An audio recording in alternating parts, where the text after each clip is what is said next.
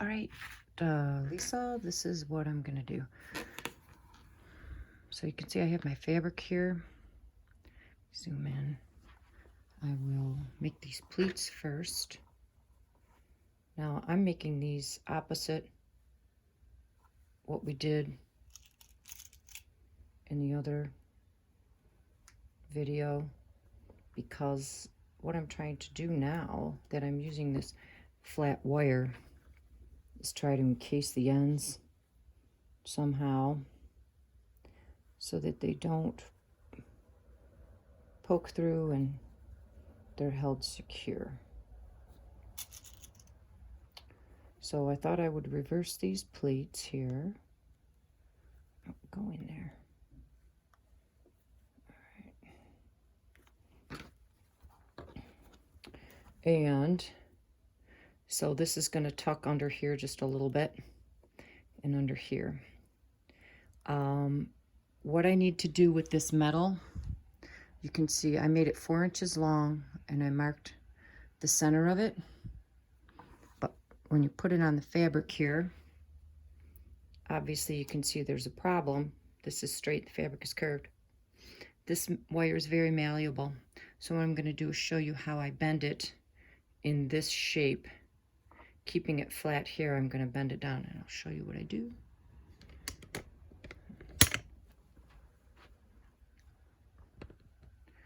For some reason my camera is not cooperating. So we're going to move over here to my trusty bendy area. Right there.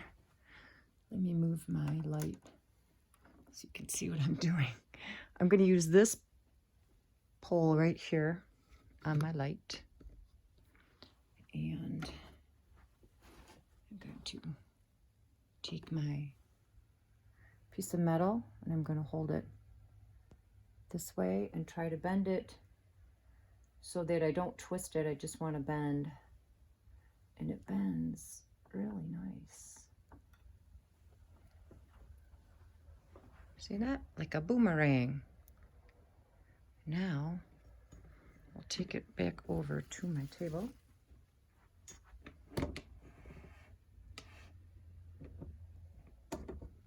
And see if I got it at the right angle. Also, what I've been doing is marking on here. I have this set to 1/4 of an inch just so I know roughly where my seam should be. It's usually a little wider than that on this part. So you can take this and flatten it with your finger if it's bent up after you twist it, but I'm getting kind of good, so I do that. Now I will tuck that in there, line that up with the center of my piece of fabric is right here in case you can't see it, and tuck this one under here. And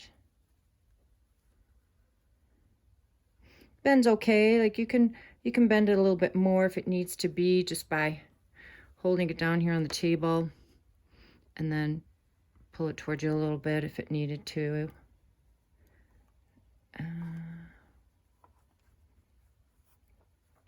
That'll work pretty good. Now, what I'm going to do is hold this and take it over to my trusty sewing machine with you on camera. Here we go.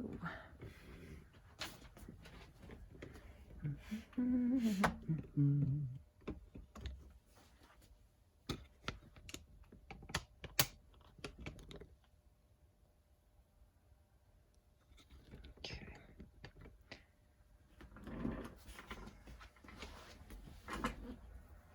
I have my clear presser foot. That is it's called a B foot because it has a cutout in the middle right here. If you can see, that's a little bit deeper than your A foot. That will accommodate the thickness of this flat wire. So I'm going to put it on here. Now my wire doesn't go all the way to the end of my pleat, but that's okay. So now I'm going to do a straight stitch just to start. Okay. And then I'm going to switch over to a zigzag, which on my machine is a number 11. And then I'm going to go to 6 as my width. I started out with 7, but I thought that's a little wide. So now if I just get that on there, try to keep, hopefully I won't break a needle. All right, I'm going to keep it centered on that red line.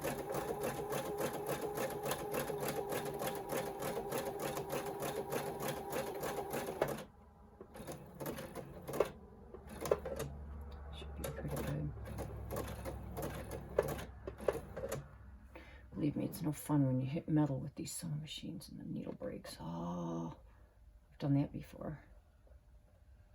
Okay.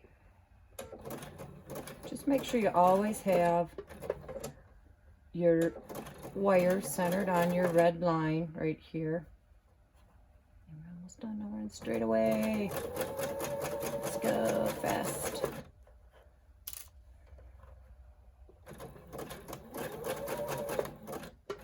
And then my favorite kind of bunches up when I get here with this presser foot. It's not really, doesn't like it. And then in the back there too, you can see right here, it's going to bunch up. So I'll raise it up and flatten it out there. Now I think I'm in the clear. I'm going to go back to my straight stitch and just finish sewing it off.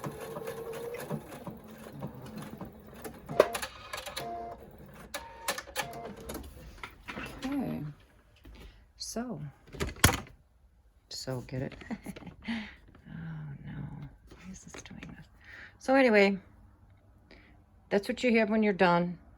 And I've been putting, this is my liner fabric, and this would be the right side of it. So I know that I have like my seam allowance is going to be here. So this part is actually holes which are exposed to the whatever particles on the, make it through the fashion fabric and the olifin. Then we'll be able to get through these little holes. This is my last layer of protection, but hopefully the fashion fabric and olifin have taken care of whatever virus or bacteria could be seeping through there, so that this layer of protection really isn't needed. Okay. It's a little difficult pulling it through the end piece when you have it all sewn up, but it does come through. And then when you're done, what I have a tendency to do is, because sometimes you got to twist it a little bit and form it, and then it'll go over your nose. Have fun.